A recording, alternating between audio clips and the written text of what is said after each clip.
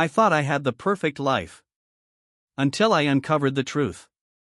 My name is Alex, and for as long as I can remember, I believed I had everything anyone could ever want: a beautiful, loving wife, 2 kids who made my life feel complete, and a comfortable home where we created memories together. I thought our life was a picture-perfect version of the American dream. People used to envy what we had. From the outside, it was clear I was the proud husband, the father of 2 adorable kids, and I had a successful career. Life felt good, and I thought it would stay that way forever. But sometimes, life has a way of pulling the rug out from under you, and you don't see it coming until it's too late. I met Lisa when we were both in college. She was smart, beautiful, and ambitious, and I was completely smitten from the moment we met. We quickly fell in love, and before long, we were married. After graduation, we started our life together. A few years later, our first son, Ben, was born, and then our daughter, Lily, followed shortly after.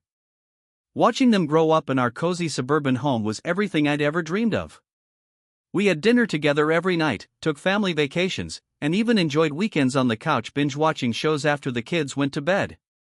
Life was simple, but it was perfect.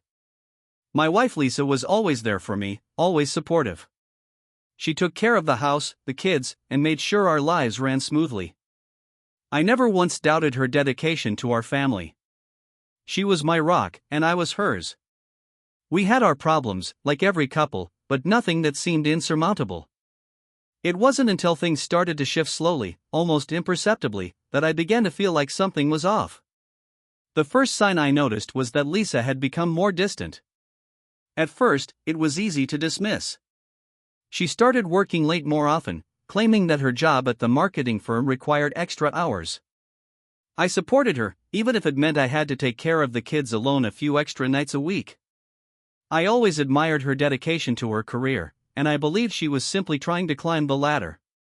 But as the weeks went by, the late nights turned into full weekends away for work conferences. And whenever she was home, she seemed distracted. Her attention was always on her phone, scrolling through it as if she was reading emails or catching up on work. I tried to be understanding. After all, balancing work and family wasn't always easy. But I began to feel like I wasn't a priority in her life anymore. It wasn't just the late nights or the distracted evenings, though. It was the way she looked at me when we were alone. There was a lack of warmth in her eyes, a coldness I couldn't ignore. It wasn't just that. Lisa had always been very affectionate, always holding my hand or giving me a kiss when I came home from work. But those moments became fewer and farther between. The connection we once shared felt like it was slipping away, but I wasn't sure why. I tried to talk to her about it, but every time, she reassured me that she was just busy and tired, and that everything was fine. But I had a nagging feeling in my gut something wasn't right. It wasn't until I started noticing odd charges on our credit card bills that I began to suspect something more serious. It was small at first: an extra dinner at a high-end restaurant, a purchase of expensive perfume, some online shopping from stores we never frequented. I asked Lisa about it, but she always had a reasonable explanation. She had taken a client out for dinner, she said. The perfume was a gift for her mom, she explained. The clothes were for an upcoming trip she was planning for work. She wasn't hiding anything, she promised. But then, one evening, I opened the bank account app on my phone to check our balance. I wasn't expecting anything out of the ordinary. But when I saw the withdrawal history, my stomach dropped. There were large, unexplained sums of money being taken out of our joint account, thousands of dollars. I had no idea where the money was going, and the charges were becoming more frequent. This wasn't like Lisa at all. She was always careful with our finances. I confronted her about it that night. The conversation started out calmly, but the moment I asked about the large sums of money, I could see her face change. She went from being defensive to being genuinely nervous. I pressed her for an explanation, but Lisa refused to tell me where the money was going. She told me I was overreacting, that I shouldn't worry about it, but something in her tone told me she was hiding something. It wasn't like her to be so secretive. As the days went on, I began to dig deeper. I wasn't just paranoid, I needed to know the truth. I started going through her things, checking her phone and email, looking for any clues that might explain what was going on. I hated myself for doing it, but I couldn't stop. I had to find out the truth. Then, one evening, it happened. Lisa left her phone unattended on the kitchen counter while she went upstairs to shower. I knew I shouldn't, but my curiosity got the best of me. I picked up her phone and unlocked it, finding dozens of messages from someone named James. At first, I thought it might be a work colleague, but as I read further, I realized the messages weren't professional at all. They were flirtatious and intimate, filled with words of longing and affection. My heart pounded in my chest as I scrolled through the conversation. One message stood out to me: "I can't wait to see you again tonight. You're all I think about." I felt my whole world crumble. The person she had been texting wasn't just a friend, he was someone she was seeing behind my back. It was clear now, Lisa was having an affair. When Lisa came downstairs, I couldn't hide the anger and betrayal in my eyes. She knew something was wrong the moment she saw me holding her phone. "Alex, what are you doing with my phone?" she asked, her voice shaking. I didn't say anything.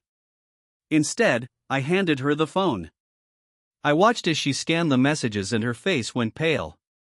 She didn't say anything at first. She just stood there, frozen, as the silence between us became unbearable. Finally, she whispered, "I'm sorry." I couldn't believe it. I had hoped, somehow, that I was wrong. That this was just a misunderstanding. But the look in her eyes told me everything I needed to know. "I'm so sorry," Lisa repeated, tears streaming down her face. "I didn't mean for this to happen. I love you, Alex. I do. But I've been seeing James for a few months now." I was numb. My mind was racing as I tried to process what she had just said. I couldn't wrap my head around it. The woman I loved, the woman I had built a life with, had been living a double life. She had betrayed me in the worst way possible. "You've been lying to me for months?" I asked, my voice breaking. "You've been seeing this man behind my back while I'm here, taking care of everything?" Lisa nodded, her shoulders trembling. "I never meant for things to get this far. I was confused, Alex. I didn't know what I wanted anymore." My chest felt like it was being crushed under the weight of her words. I had trusted her with everything, my heart, my future, my family, and she had thrown it all away for someone else. The anger inside me boiled over, but more than that, there was a deep, aching pain in my chest. I had been blind to the signs, to the reality that my marriage had been falling apart right in front of me. That night was a turning point. I couldn't stay in a relationship built on lies. I couldn't keep pretending everything was okay. The following days were filled with painful conversations, arguments, and tears.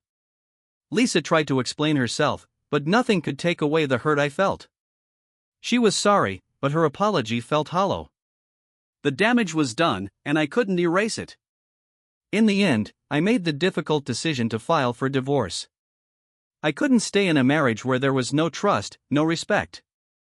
I knew it wouldn't be easy, especially with the kids involved, but it was the right choice for me. I had to learn how to heal, how to move forward with my life. It wasn't just the affair that hurt. It was the realization that I had been living in a lie, that the life I had worked so hard to build was built on a foundation of deceit. But in time, I started to see the silver lining. I wasn't defined by this betrayal. I was stronger than I thought. I had the support of my family and friends, and most importantly, I had my children, who needed me to be there for them. Months passed, and life slowly returned to normal. Lisa and I continued to co-parent, for the sake of our kids. It wasn't always easy, but we managed. We kept things civil, and over time, the anger faded. I forgave her, not for her sake, but for mine. Holding on to that bitterness would only continue to hurt me. I learned to let go of the past and focus on the future. Today, I'm in a much better place. I've learned valuable lessons about trust, about self-worth, and about what it means to stand up for myself. I'm stronger, more resilient, and ready to embrace whatever comes next. I've come to understand that I deserve someone who will love me for who I am, someone who will respect me and honor the commitment we make to each other. If you've been through something like this, just know that you're not alone. It's okay to feel hurt, angry, and betrayed. But remember, you don't have to let someone else's mistakes define your future. You have the power to rebuild, to heal, and to move forward. If you enjoyed this story, don't forget to like, comment, and subscribe for more content like this. Relationships are hard, but honesty, respect, and trust are the foundation of any healthy one. Don't settle for anything less. Thanks for watching. Stay strong, and take care of yourself.